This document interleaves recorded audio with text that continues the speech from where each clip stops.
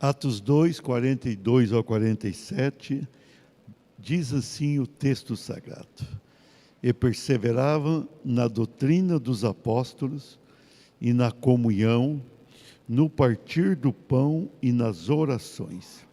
Em cada alma havia temor, e muitos prodígios e sinais eram feitos por intermédio dos apóstolos. Todos os que creram estavam juntos e tinham tudo em comum. Vendiam as suas propriedades e bens, distribuindo o produto entre todos, à medida que alguém tinha necessidade. Diariamente perseveravam unânimes no templo, partindo o pão de casa em casa, e tomavam as suas refeições com alegria e singeleza de coração, louvando a Deus e contando com a simpatia de todo o povo. Enquanto isso, acrescentava-lhes o Senhor, dia a dia, os que iam sendo salvos. Irmãos, a gente servir a Deus é algo sublime. Agora, o DNA renovado, eu quero introduzir falando sobre o nosso DNA renovado. Nós somos um povo singular, um povo diferenciado. Nós temos um governo presbiteriano, que data de 500 anos atrás. Na verdade, a reforma completou, na semana passada, 505 anos. Então, 5 séculos. Quando, em seguida, vai surgir Calvino e surge o governo presbiteriano. E nós temos um governo presbiteriano, tanto é que estamos elegendo hoje presbítero, diácono, diaconisa. Nós temos esse governo. É um bom governo. Por quê? Porque a gente presta contas. De manhã fizemos uma prestação de contas, daqui a pouquinho o nosso irmão relator vai passar para vocês os números, para vocês verem. Então é uma igreja que presta conta de tudo que faz, de tudo que faz. Isso é muito bom. O nosso governo presbiteriano é bom, um governo bem democrático, bem aberto, no qual não existe ali uma estrela. A grande estrela é a estrela verdadeira que é Jesus. Então é um governo, cremos nós, que agrada e muito ao Senhor. Porém, nós não somos presbiterianos tradicionais, nós somos avivados.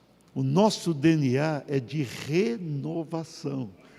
Nós temos avivamento. O governo presbiteriano e a liturgia, a forma de ser pentecostal, abençoadíssima. Deus é conosco. Deus nos abençoe muito. Nós somos um povo que crê verdadeiramente no poder do Senhor. Nós seguimos a igreja primitiva. A igreja primitiva, nós vemos aí no capítulo, início desse capítulo 2, o derramar do Espírito Santo. Quando o Espírito Santo veio sobre o povo de Deus, aquele povo mudou. Pessoas que tinham se convertido passaram a ter uma experiência pessoal e transformadora com o Espírito Santo. E aquela experiência fez daquele povo um povo diferenciado. Então nós buscamos a mesma experiência. Nós vamos chegar a 50 anos, daqui a pouquinho. Estamos com 48 anos dessa experiência. Vamos chegar ao nosso jubileu de ouro, mas com um DNA renovadíssimo. Amém? Somos pentecostais, pessoas que vivem o poder do Senhor. Esse texto nos mostra isso. Nós vemos aqui o Espírito Santo descendo sobre 120 que estavam lá perseverando. O dom de línguas vem sobre eles.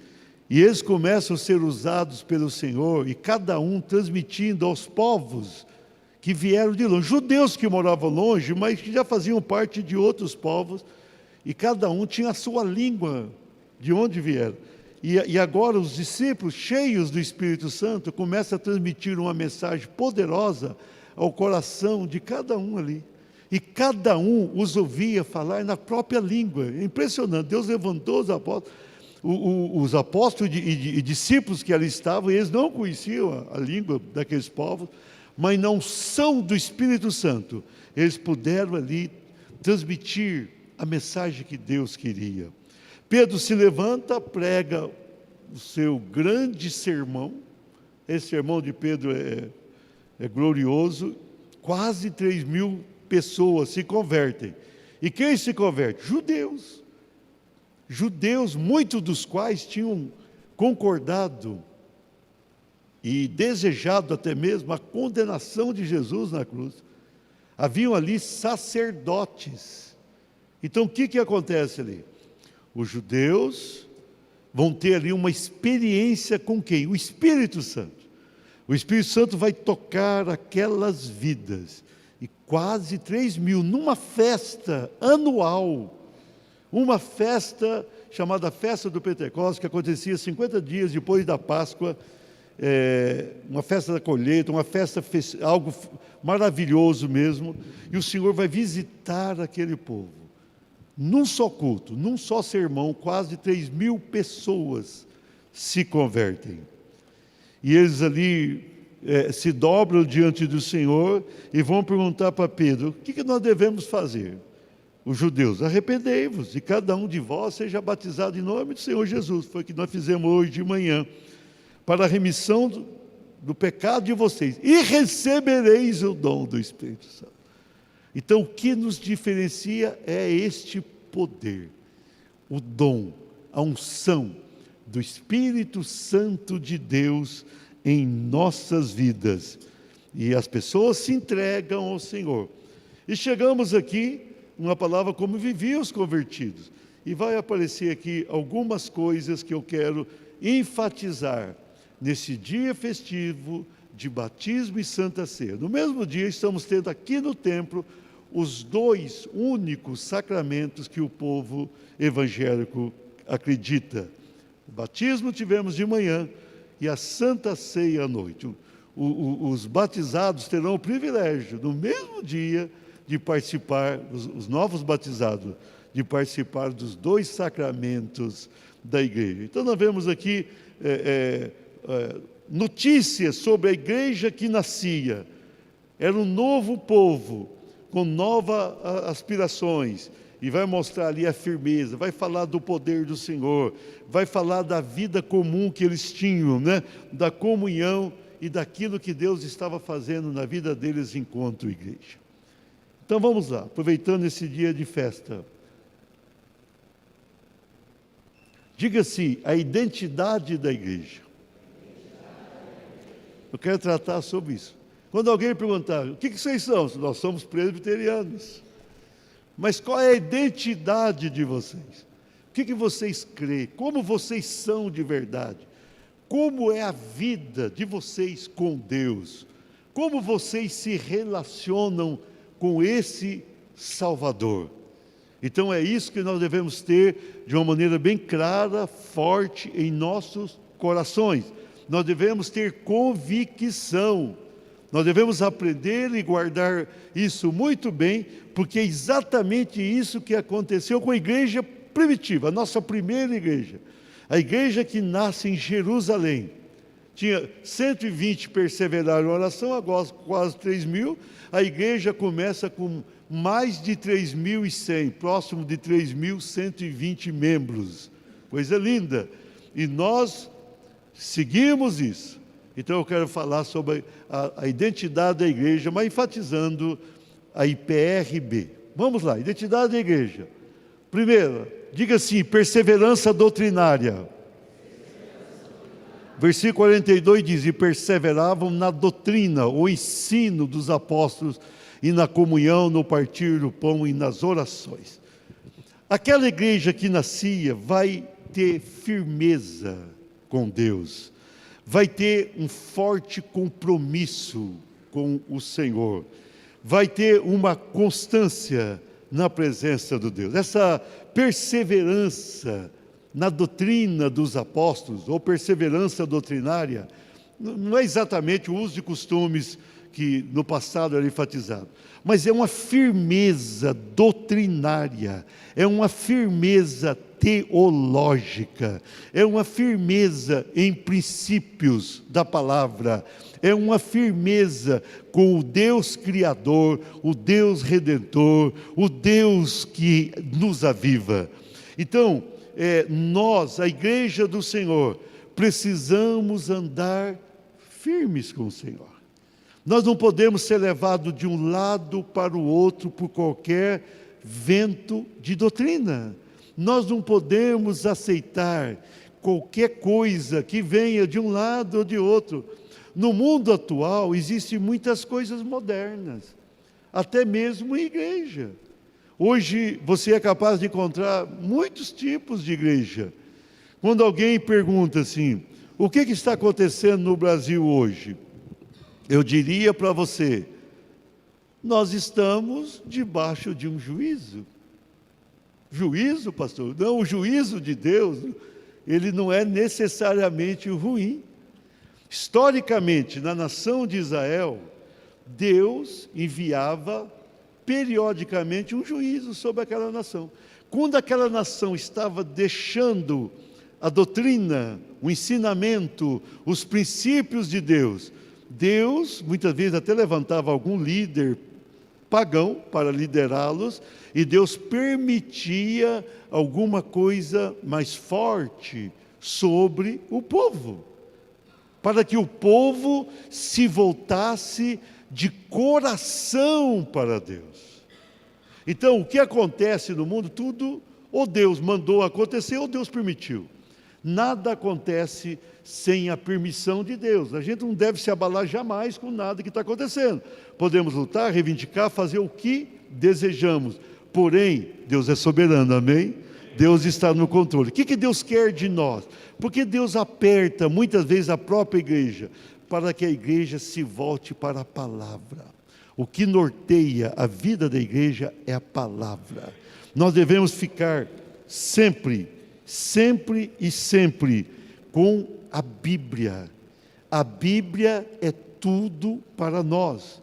Nós devemos nos voltar para a Bíblia. Você deve ser sempre bíblico.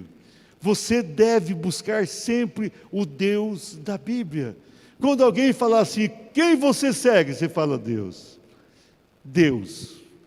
Como você segue a Deus? Por meio da Bíblia. A Bíblia é a nossa bússola. A Bíblia é quem nos orienta. Nós devemos seguir somente a Bíblia. Quando alguém te ensinar alguma coisa para você que não está na Bíblia, você fala, não quero. Se não está na Bíblia, rejeita. Aquela igreja, ela nasce perseverando, ou seja, continuamente na doutrina dos apóstolos. Perseverança doutrinária. Nós devemos aprender esses princípios, devemos introjetá-los dentro do nosso coração, devemos guardá-los e devemos ficar com eles, amém? Ande com a Bíblia na tua alma, persevera. A renovada é assim, nosso grande alvo, enquanto igreja do Senhor, é perseverar nesses princípios, é perseverar nesses ensinos. Nós não podemos abrir mão disso de forma alguma. Pode vir quem vier, não abra mão daquilo que você crê. A igreja era perseguida na época muito. Como era perseguida? O que acontecia com a igreja? Firmeza. Nada movia aquela igreja. Pedro e João, algumas vezes presos, e quando questionado, Pedro dizia, nós não podemos deixar de fazer o que Deus quer. Antes importa obedecer a Deus do que a vós, quando os líderes religiosos dos judeus os apertavam. Então o que importa? Obedecer a Deus, amém? Levanta a mão e fala, eu quero obedecer a Deus. Perseverança doutrinária é o nosso princípio. Nós começamos com isso, e nada pode e nada vai nos abalar, amém? Vamos continuar firmes, como cristãos autênticos, sempre fazendo o que a Bíblia manda, amém? Vamos lá. A identidade da igreja. Diga assim, unção ministerial. Versículo 43 mostra, em cada alma havia temor. Diga assim, temor. E muitos prodígios e sinais, diga sinais, eram feitos por intermédio dos apóstolos. Então veja bem, aquela igreja, ela nasce ali debaixo de uma unção. Era uma igreja muito firme com aquilo que os apóstolos ensinavam, mas era uma igreja que vivenciava o poder de Deus. Aquela igreja vai provar e vai andar no temor do Senhor. Muito temor, nós temos que ter temor, irmãos. Nós temos que temer a Deus, sobretudo. Tema a Deus. Deixa o teu coração ser quebrantado. Tema ao Senhor, sempre. E quando isso acontece, o poder de Deus vem sobre nós. O poder de Deus.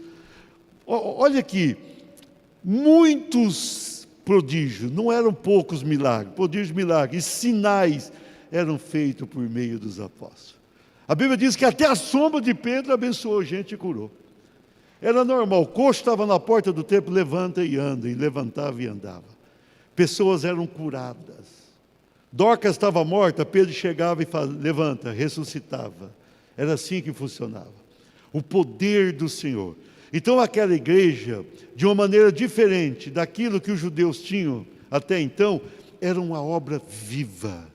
Até antes tinham ali uma doutrina, podemos chamá-la morta. A partir da vinda do Espírito Santo, era um povo vivo, vibrante, abençoado, cheio de unção. A unção miraculosa está sobre nós. Os milagres fazem parte da nossa vida.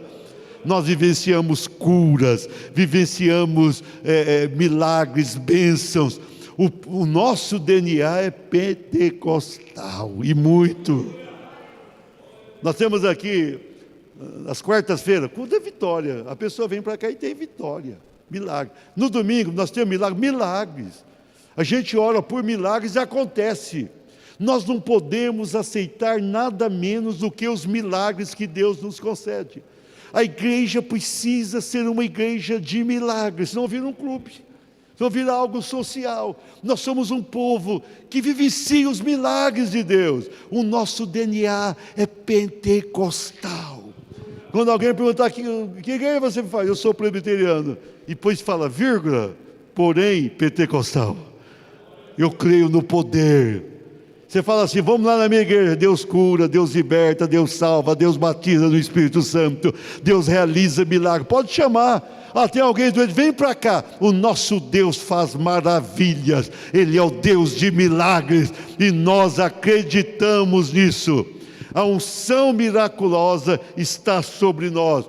Nós temos ministérios na igreja, e nesses ministérios Deus opera, nós temos poder sobre nós, nós temos essa unção sobre nós, amém? E você pode buscar e receber. Nós temos vigília, toda sexta-feira aqui, é momento de buscar. Fala, Senhor, eu quero esse poder, eu quero essa unção. Quem vem para cá recebe, é o momento de orar, a gente fica aqui uma hora e pouquinho, orando, buscando a Deus. E quando buscamos ao Senhor, os milagres de Deus vêm sobre nós.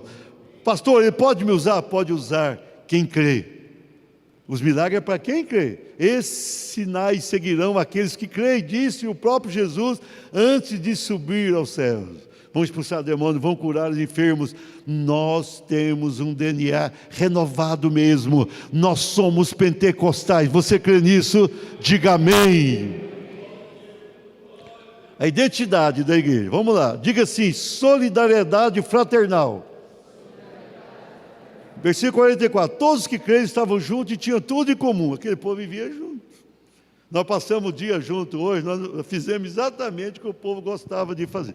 Mas eles iam além, irmãos, eles vendiam as suas propriedades e bens, distribuindo o produto entre todos, à medida que alguém tinha necessidade. Olha que loucura abençoada. Aquela igreja vendia, né? E começou a vender o que tinha e dividir. Ninguém tinha necessidade. Um dia alguém falou o seguinte, aquela igreja vendeu tudo que tinha, aquele povo, e distribuiu entre os outros, uns aos outros, e ficou tendo necessidade, porque lá na frente você vê Paulo levantando oferta para a igreja da Judéia. Aí alguém fala, aquela igreja errou. Ah, tá. Mas você vai ver mais à frente, quando vem a perseguição, e o próprio Cláudio, um imperador, ele vai determinar que fosse confiscados os bens dos cristãos. Então, quem não distribuiu, não ficou com os bens lá na frente também. Quando começa a perseguição, que vai culminar no ano 70, aí complica de vez, né? Vai complicar. Mas antes disso, já tinha tido um confisco dos bens. Então aquela igreja era uma igreja solidária. A identidade da igreja passa por isso. Socorro ao necessitado, ajuda a quem precisa, né? Compartilhamento daquilo que temos. Identidade é isso, uma igreja solidária. Nós aqui, nós compramos cestas básicas e distribuímos. Precisamos fazer isso. Nós aqui ajudamos pessoas. Tem pessoas carentes que vêm até nós vamos ajudá-las. Cabe a nós fazê-lo. Por quê? Porque isto é o DNA da igreja do Senhor. É a identidade da igreja, assim. Quem criou isso é a igreja, não é o mundo, não é partido político, nada disso. Quem criou a solidariedade é o povo de Deus na orientação do Espírito Santo de Deus. Nós precisamos ser solidários. Solidários. E uma pessoa solidária é aquela que ajuda, aquela que compreende, e aquela pessoa que anda com quem pensa diferente também. Nós não vamos estar aqui na igreja e todo mundo pensar do mesmo jeito. Firmeza doutrinária é uma coisa, mas nós podemos ter pensamentos, nós precisamos respeitar pensamentos diferentes, né? Alguém pode ter até uma opção política diferente daquela que você tem, né? Você não precisa jogar a pessoa no poço de lama, de cabeça para baixo. Nós precisamos entender, cada um pode ter o pensamento que tem. Obviamente que cada um tem a sua resposta para Deus. Então nós devemos ter sempre respeito. Amém? Consideração. Consideração. Eu me preocupo quando eu vejo aí esses vídeos de alguém falando, nós vamos aqui, é tudo do capeta. Menos. Menos. Não é assim não. A pessoa pode ter um pensamento. Então o que você vai fazer com essa pessoa? Lá no teu trabalho, vai brigar com todo mundo que pensa diferente?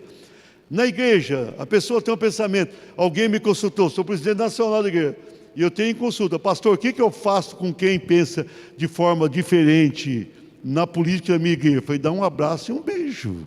Não é cristão, não está ali dentro, não foi batizado, não faz parte do corpo, não é o teu corpo. Então você tem que, no mínimo, isso é solidariedade. Você pode estar ali, meu Deus, eu não queria isso, mas a pessoa do teu lado é do teu lado. Ame. Vocês nunca vão me ver eu discriminar alguém. Por quê? Todos temos diferenças, né? No futebol, tem alguém que torce para um time, o outro torce para outro, né? Tem um que torce mais para aquele que é mais campeão. É assim que funciona, na política é assim, na vida é assim, tudo é assim na vida. Você tem um gosto, tem gente que gosta de uma cor, o outro gosta de outra. Tem pessoa que gosta de um tipo de comida, o outro detesta aquela comida que a pessoa come. Então, nós devemos aprender a ser solidários. Nós precisamos aprender a caminhar. Onde você estiver, você tem direito de ter a tua opinião e defendê-la. Mas você também tem o dever de respeitar. O solidário é aquele que ajuda quem pensa diferente dele. O solidário é aquele que estende a mão.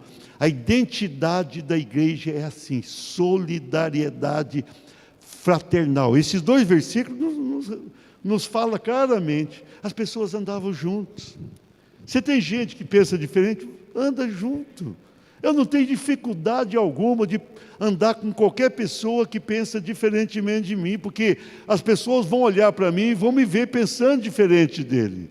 Então a gente tem que respeitar. E mais do que isso, nós devemos ser solidários. Amém? Igreja só abençoa. Amém?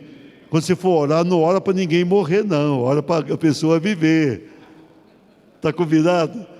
Tem pessoa que fala, fulano de tal vai morrer. Eu pergunto, está doente? Eu acho que está. Mas como assim? Como você acha? Você já está aí, você já está preparando o funeral do freguês? Não, solidariedade, não torça para isso não. Ame quem não te ama. Jesus falou assim, se a gente amar quem nos ama, está fazendo nada demais. Até os ímpios, até os gentios fazem isso. Nós devemos amar quem não nos ama. Nós devemos ser solidários para quem nos persegue. Nós devemos ter um coração bom. Você quer ser uma pessoa abençoada? Seja uma pessoa solidária. Entenda o próximo. Né? Tem pessoa que vai assim, eu estou entendendo, pastor, eu só vou enforcá-la.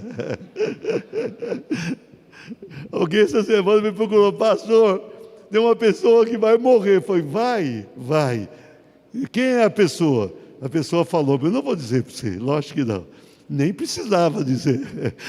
Mas não é assim, irmão. Nós devemos ter um coração bom e orar. Ore. Você tem um país aqui, ore pelo teu país. O Brasil é o melhor país que conheço. Olha que eu, em razão da minha função como presidente da igreja dentro e fora do Brasil, eu viajei bastante. Não tem país melhor do que o Brasil. A Inglaterra é melhor? Não é melhor do que o Brasil. A Itália é melhor? Não é. O pastor Rodrigo, Franciela já viajaram muito para sabe que não é. Portugal é melhor, longe de ser melhor do que o Brasil. O Brasil tem a melhor comida, tem o melhor povo. O Brasil tem a melhor terra, tem o melhor clima. O Brasil é bom. O que você tem que fazer? Orar pelo Brasil. Abençoa o Brasil. Abençoa o Brasil. Ame as pessoas que pensam de forma diferente de você. Ande com essas pessoas. Deseje o melhor. Deseje o melhor. Está combinado? Pelo amém, só 8 combinaram comigo. Os outros vão matar o freguês.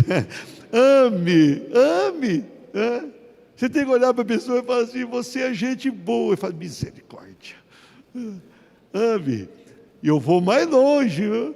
A partir de janeiro, agora você não precisa fazer. A partir de 1º de janeiro, você tem que orar por cada autoridade que tiver no poder, seja quem for. Não sei quem vai ser, quem sou eu para saber quem vai estar lá. Aí você tem que levantar a mão para o céu e falar, Senhor, não mata não, abençoa. Amém? 12, falaram amém. Irmãos, vamos viver bem. Eu sou muito sentimental daquilo que eu sinto e creio. Porém, nós temos que ser mais. A igreja do Senhor tem uma identidade de solidariedade. Ela tem uma identidade. A igreja do Senhor é diferente. Aquilo que Deus quiser para esse país vai acontecer. Amém? Agora o amém foi mais forte. A esperança. Fique firme.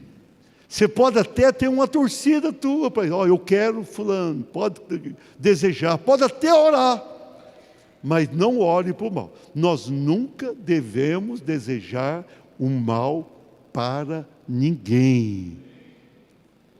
9 concordaram. Não deseja não, vai orando. Deixa a tua mente ser dominada pela paz, e essa paz vai descer para o teu coração. E nessa paz Deus vai fazer maravilhas. Você pode reivindicar? Pode. Pastor, eu quero ir ali, ter um grupo reivindicando. Eu acho totalmente legítimo isso. Por que não? Eu passei a vida vendo isso. Eu me lembro lá atrás, quando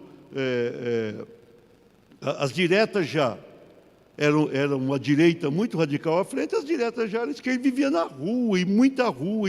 Eu acho tudo normal, as pessoas podem reivindicar. Você quer reivindicar? Pode ir lá. Pastor, eu estou indo lá não sei aonde, polícia, vai onde você quiser, de forma ordeira, e quando chegar lá não deseja para ninguém morrer não. Se morrer, você manda uma coroa de flores, mas não deseja. Mas pastor, eu não estou desejando não, vai morrer sem eu desejar, tudo bem.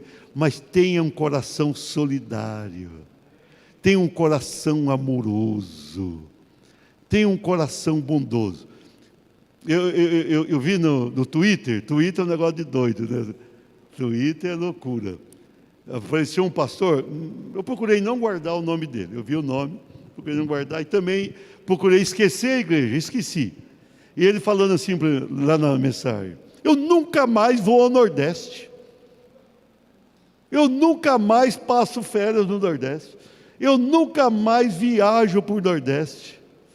Eu quase falei para ele: você tem aí algum resort comprado? Manda para mim que eu vou, eu te represento lá. Jussiene e eu estamos aqui na fila, né? Aquelas praias lindas de Alagoas, Natal. Bobagem, irmãos. Nordeste é gente nossa, é povo nosso. Você sabia que aqui tem muita gente de origem nordestina? De uma maneira ou de outra, todos nós temos alguma coisa assim de uma origem. Ame o povo, cada um vota em quem quer. Se não votou, aí é outra história, mas vota, fica em paz. Viva bem. Eu amo o Brasil, eu gosto do mapa do Brasil, eu acho bonito o mapa. Quando eu era criança, eu gostava do mapa. Não desejo mudar o mapa, não. Teve alguém que falou: pastor, tem Coreia do Sul, tem Coreia do Norte. Não, desejo um país único, ame a tua nação, amém. Não, ficou mais fraco, amém. Eu vou mudar aqui da divisão, porque a coisa não está.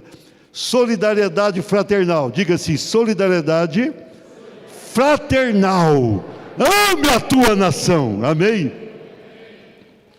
A identidade da igreja, diga assim: unidade denominacional. Versículo 46, diariamente perseveravam unânimes no templo, estava sempre no templo, e o templo era o templo ali, que os judeus frequentavam. Partia o pão de casa em casa e tomava as suas refeições com alegria e singeleza de coração. Aquela igreja ainda, quando começa, eles reuniam nas casas, e eles iam periodicamente ao templo, especialmente a hora nona, quando Pedro e João sobem lá, tem o milagre do coxo, a hora nona é 3 da tarde, que eles iam ao templo. Mas aquele povo, eles tinham unidade. O que me chama mais atenção da igreja primitiva era uma igreja que vivia junta, unida, uma união verdadeira. Eles tinham comunhão, adoração. Hoje, eu passei um dia alegre aqui, por causa da nossa comunhão, da nossa união. A gente está junto, é gostoso. Ainda que a gente tenha pensamentos divergentes, e vamos tê-los, mas é gostoso. A gente precisa estar junto. A unidade, uma denominação, sobretudo uma denominação precisa estar unida. Nós precisamos priorizar sempre a nossa unidade. Ame o teu irmão. Ame todo mundo, mas ame o teu irmão na igreja. Estenda a mão para o teu irmão. Ore com o teu irmão. Abençoe o teu irmão. Viva bem com aquele que Deus colocou do teu lado. Unidade. A identidade da igreja, ela tem unidade. O mundo não tem unidade. O mundo, ele se divide facilmente por qualquer causa. Nós, a igreja, não podemos nos dividir. Nós precisamos caminhar juntos. Nós precisamos entender o pensamento divergente do irmão e viver junto. Não podemos ter pensamento divergente com relação à nossa fé no Senhor, mas nunca seremos totalmente iguais. Então, nós precisamos ter unidade, unidos, abençoados, vivendo juntos, estendendo a mão, socorrendo, ajudando, abençoando, dividindo com aquele que precisa. Seja uma pessoa que priorize a unidade é tudo. Eu amo a nossa igreja, porque a Renovada tem priorizado isso, a unidade. Unidade é um por todos e todos por um. Quando um precisa, o outro ajuda. Quando aquele outro agora que foi ajudado, está vendo um necessitado, estende a mão. Unidade. Aquela igreja tinha unidade. Eles estavam ali unânimes, eles comiam juntos, eles tinham a ceia, refeições, e eles faziam tudo aquilo com alegria, singeleza de coração. Hoje no nosso almoço, quem estava aqui estava tão bom. Por quê? Alegria. Alegria da presença do irmão do lado. Tem pessoa que ele se separa do outro facilmente. Não, a identidade da igreja exige esta unidade. Nós precisamos ser unidos. Na nossa unidade, Deus nos visita com poder, Deus nos abençoa, Deus nos enche da sua presença e Deus nos faz um povo diferenciado. Amém?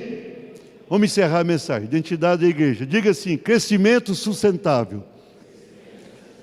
Versículo 47. Louvando a Deus e contando com a simpatia de todo o povo. Enquanto isso, acrescentava-lhes o Senhor dia a dia o que ia sendo salvo. Aquela igreja crescia. A igreja primitiva tinha conversões. Olha, aquele tempo a coisa era ruim. Os líderes, os sacerdotes estavam contra o povo de Deus. As autoridades estavam contra o povo de Deus. O governo na época era romano. Aquele povo ainda tinha uma submissão obrigatória aos romanos, mas aquele povo ia se convertendo. A despeito de tudo que ia acontecendo, havia conversão, a igreja tinha ali o seu aumento, a transformação. Dia a dia o Senhor ia acrescentando a igreja. Interessante, louvando a Deus e contando com a simpatia de todo o povo, até do ímpio. A igreja cristã não pode se separar dos outros. Nada pode nos separar. Veja bem, ele louvava a Deus e contava com a simpatia de todo o povo. Aquela igreja não entrava numa briga política. Quem dominava ali? Os romanos. Os judeus queriam a libertação sempre, mas os romanos tinham domínio. E aquela igreja não foi ali confrontar o governo. O objetivo daquela igreja era pregar e anunciar a salvação em Cristo Jesus. Nós precisamos ser diferenciados nesse mundo. Se nós não... Eu estou encerrando essa mensagem, mas guarda isso. Se nós não cuidarmos, a gente começa a pegar aquilo que é do mundo e entramos nos embates parecidos com o mundo. A igreja do Senhor precisa trabalhar por unidade. O crescimento sustentável, o crescimento da igreja exige isso. Nós precisamos amar quem pensa de forma diferente. Você está em Maringá, se alguém tem uma posição político-partidária diferente da tua, não importa, você tem que amar, você tem que entender. Você é meu inimigo porque você vota em fulano. Pode votar em quem quiser. Nós temos que amar e temos que respeitar opiniões divergentes. O nosso foco é juntar todos em Jesus. Eu estou preocupado com a igreja hoje, no Brasil. Nós somos mais de 30% da população. E a igreja, ela vai se empolgando. Todos podemos e devemos ter posição. Eu também tenho. Devemos e podemos ter posições. Mas nós não podemos nos dividir. Pessoas lá fora que têm um pensamento diferente do nosso, precisam também da bênção de Jesus. Você, sobretudo, é um comissionado por Jesus para levar uma palavra que faça a diferença. Que faça a diferença. O crescimento da igreja tem que ser normal.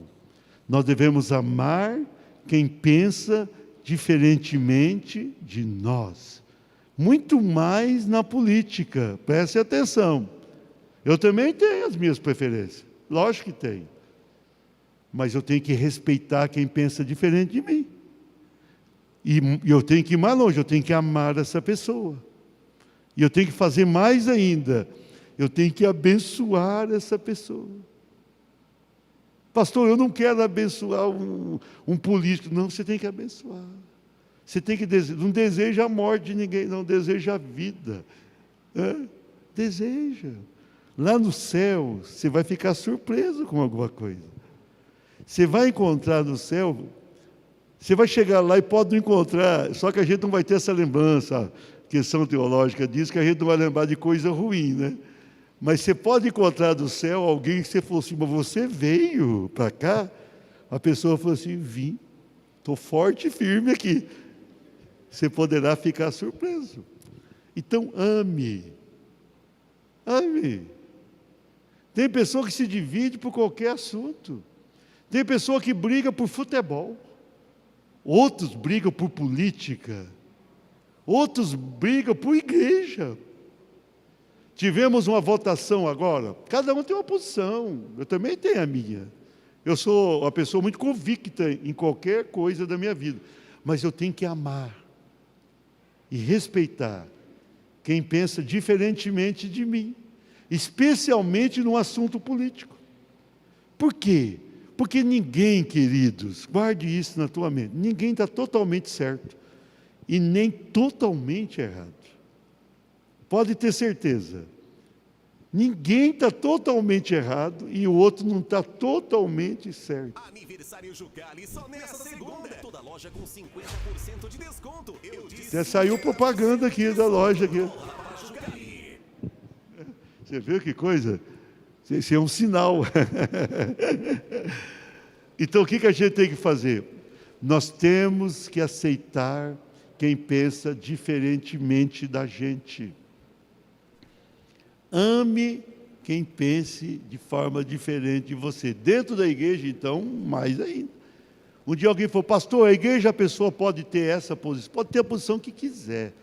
Tem que amar Jesus, submisso a Jesus, viver com santidade, mas a pessoa vai ter posições diferentes. Quando Paulo estava preso em Roma, ele ganhou para Jesus a guarda pretoriana. Quem falou que aquela guarda não se submetia a César? Lógico que sim. Mas ele, maior do que aquilo, era ter Cristo. Então nós precisamos olhar para quem pensa de forma diferente da gente, com respeito e com amor. Deseja a morte de ninguém, não. Amém? Nem se a pessoa for meio barbudinha assim, não deseja, não. Hoje alguém falou assim, pastor, a pessoa já está viajando. Eu falei assim, cuidado, você vai junto. Não deseja, não. Pode até ir, se for, você manda uma coroa de flores. Mas não deseja, não. Nós temos que ter um coração cristão, irmãos. Podemos ter posições? Podemos e devemos. Eu tenho minhas posições. Sempre tive. Mas nós devemos, no mínimo, amar quem pensa diferentemente de nós. Ame. Eu me preocupo com a igreja atual. Eu acho que a igreja se envolveu demais. Eu acho que a igreja, ela foi muito além. Eu acho que a igreja tem que ter posição. Lógico que tem. Inclusive partidária, deve votar em quem quiser e deve fazer isso. Mas a igreja tem que ter uma posição equilibrada. Ame todos. Jesus veio para o que estava perdido.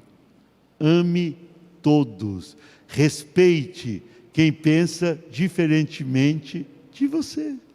Ame. Tem gente que fala, eu nem prego o evangelho para aquele lá, aquela pessoa é do contra. Não é assim, não. Todos nós temos em nós alguma coisa que o outro não vai concordar também. Então, o que a gente tem que fazer nesse tempo? Eu, como pastor, estou dando uma palavra pastoral para você. Ame. Torça para quem você quiser, vote em quem você quiser. Nós somos livres para isso, mas respeite. Pastor, mas eu quero orar para Deus mudar. Ore. Eu estou desejando que Deus mude aquela pessoa. Deseje, pode desejar. Mas não ora para ninguém morrer, não. Não ora, não. A pessoa já está na fila mesmo. Tem muita gente que já está aí na fila. Não precisa empurrar que ela vai. Mas não empurra. Tem gente que vai empurrar o outro. Deixa. Tem um coração quebrantado. Tem um coração. Se dobra diante do Senhor. Se dobra diante do Senhor. Deus vai te abençoar. Deus vai te abençoar. Está combinado? Essa aqui é uma palavra pastoral para você. Eu quero que todos saiam daqui. Você pode torcer para quem você quiser torcer. Em termos de qualquer coisa. Torça para acontecer. Pastor, eu não quero essa pessoa. Eu também não quero, um monte de gente na política. Eu não quero, oro, trabalho, voto. Eu também sou como você. Mas nós devemos o seguinte, ter o coração quebrantado, ter bondade e não deseja a morte de ninguém. Tem gente que já está na fila, se você desejar, ele morre mesmo, porque só falta dar um empurrãozinho, mas não faça isso. Deixa com Deus, irmãos. Eu vou concluir aqui para você dizendo, Deus está no controle de tudo. Amém? Deus está no controle. A vontade de Deus vai prevalecer em tudo. O que Deus tiver que fazer até 1º de janeiro, Ele vai fazer. Ninguém vai impedir. Mas viva em paz. Tem pessoa que levanta a mão para o céu e fala, tomara que morra. Deixa o coitado ali, né? O coitado já está com a vida meio azarada ali, né? Já está meio doente mesmo. Não deseja isso, não. Não deseja, não. Lute por aquilo que você acredita. É legítimo. Vote sempre em quem você acha que deve votar. Mas ame, respeite e viva em paz. Essa aqui é uma palavra abençoadora para você, uma palavra pastoral. Uma palavra que abençoa a tua vida. Acredita nisso. Está combinado? Vamos ficar de pé?